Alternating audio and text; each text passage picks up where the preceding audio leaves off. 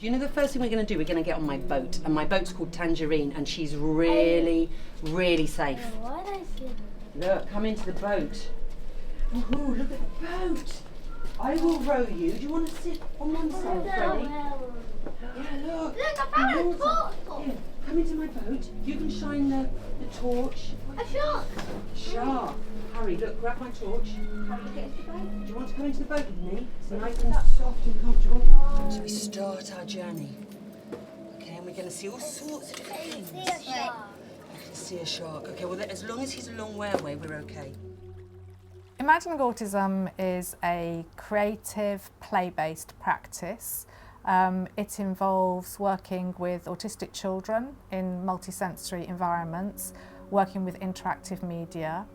It's interest-led, quite important to say that it's interest-led, so we're always following children's cues. It involves improvisation. What we're trying to do is to try and get teachers and parents and so on to start where the child is, to try and put themselves in the child's position. That was a lesson that we had to learn, I think, quite early on, and it's vital, I think, to the Imagining Autism ethos, because that child perceives the world very differently to how we perceive it. And also, there are assumptions made about how autistic children experience the world. So if you're following the child's cues, the children will have particular sensory interests, things that they're drawn to. And that becomes very, very important because autistic children operate in a neurotypical world with neurotypical expectations, and that creates a lot of the challenges that they experience. The aims and objectives were very much framed around the original research questions. If you took key components of drama, imagination, communication, social interaction, in those days, the diagnostic criteria for autism were around those three areas. And one thing that is really interesting to know about autism diagnosis is that it's not fixed, it does change, and it has changed very dramatically. So when autism was first diagnosed, it was actually associated with an excess in imagination. And roll forward, and by the time you get to 2010-11, when our project started, it was very much associated with a deficit. And that's certainly the impression that I got as a parent of an autistic child. One of our discoveries, which we're delighted about and have reported on at length, is the fact that actually autistic children have very rich imaginations. The aims and objectives of Imagining Autism have changed since the original project. Imagining Autism is more to do with a recognition of the arts, if you like, participatory arts particularly, as a wonderful, rich resource, a wonderful, rich method in education, possibly in health. I'm autistic, and I guess my experience of the project, there was several things that were kind of misconceptions. So some people would say that the pod was too overwhelming for autistic kids, that it needed to be low arousal, but actually that's not the case. Autistic people are sensory seeking as well as sensory avoidance, and especially if children are enjoying themselves and they are in control, which is what we allow, they would experience that and love it. Nikki and Melissa felt my input was really important as an autistic person, and to have an autistic person that was part of the project to advise them, especially on things like autistic experience and what was important in relation to autistic culture, and making sure that they got the language right. What's the pod? The pod is like a tented structure, and obviously within that space we put lights and sound. Children would gather outside, and then obviously they'd meet some of the characters, wouldn't they? It would get them used to the idea of going in, and the teachers may well have prepared things as well beforehand so they knew what to expect. They would go into the pod and there would be about a 40-minute session. During that time there would be a narrative which the specially trained performers, practitioners had in mind, but it was a very flexible narrative. We found that we could translate that into training, yes, for teachers, in education settings, and for parents in community settings. Ultimately, what we do within the pods is it's a performance that is co-produced with the young people. So we follow their lead, and that's really incredibly important. I also support autistic university students, and one of them was talking about what it's like for them, and they said that they didn't feel like they played as a child. And I was like, well, I think you did play.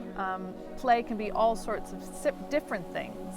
And sensory play, just looking at sand fall through your hands, is play. And I think what happens within the pods is that we follow the young people's leads, and if they want to sit there and pop bubble wrap the whole time, that's okay. If they want to play with the sand and bury the parrot in the sand, that's okay. That's incredibly important to allow young people to, enjoy the sensory world. And that's a huge part of being autistic, actually, that nobody talks about. We talk about autistic joy, and that's what you're seeing in the pods a lot of time. It becomes a space where it's somewhere special. So sometimes they're not allowed in their pod if it's in their classroom for a whole week. So it becomes this like mysterious thing, and sometimes items appear in it to spark conversations. So by having that there, it becomes a normal lesson suddenly becomes a little bit more exciting, a little bit more engaging. You've got them right there, you've got them where you need to teach them. As a teacher, your job is to engage the children in their learning and get them excited about it and learn about the passion, because they'll learn much easier and they'll start to develop their own passions. So if you've got that element right there, it becomes a lot easier, and it's a godsend as a teacher really to have that resource at your fingertips. We've also had situations where the students use puppets and we engage with them with puppets, but even more powerful than that, we've given the puppets to the students and they've been able to talk to each other using the puppets. And if it was just themselves, they'd have social challenges and they'd maybe have a bit of a falling out. They've been able to interact and talk to their peers at that level with the puppets as, an extension of themselves. Have you got the torches, boys? See if you can see anything in that water. It's great to have the full immersive experience in the pod. You get much more focus by having that experience, but there's still a willingness to suspend disbelief through these classroom structures as well. And there's something about time in Imagining Autism, I call it a nowhere, which is like a now and a here. It's about being in the moment, being in this space of presence, really. And the minute that you're not in the moment, the minute that you lose that, you've lost the magic. You're very, very absorbed in that fictional immersive space, and it's the props in the pod that create that.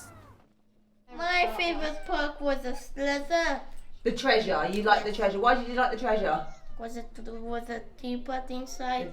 The teapot was inside. Who Yes, took lots the of teapot? gold. And lots of gold? Yes. Oh, you like a bit of gold, don't you, Benny? Yes. But who stole the teapot? Me? The parrot. Was he The naughty? red parrot. The naughty red parrot? Yes. But did Captain MJ get the teapot back? Yes. Of course. Oh, good.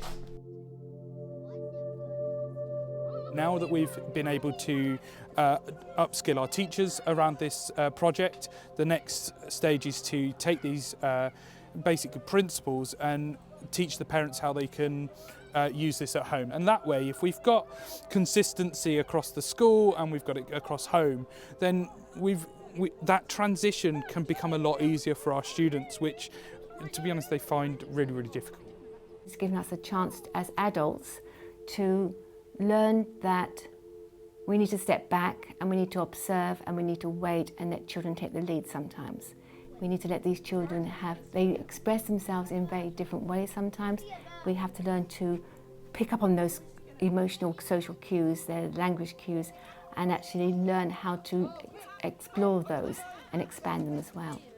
Ultimately, right now, a lot of young people, especially autistic people, neurodivergent people, feel quite unsafe in schools.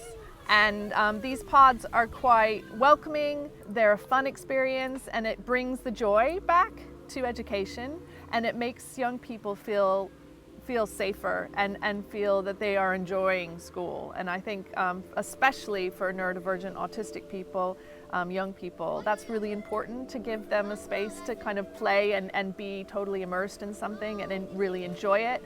And by enjoying something, a lot of times young people will more likely learn better and feel safer in the school.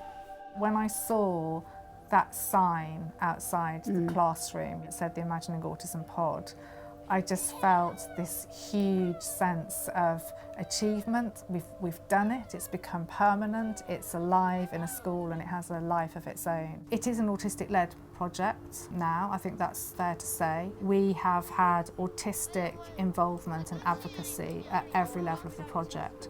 So we've got autistic practitioners, we've got autistic researchers, we've had autistic film artists work with us. It's something that has really moved beyond an academic project. It's about working with, working for and being led by to transform understanding of autism.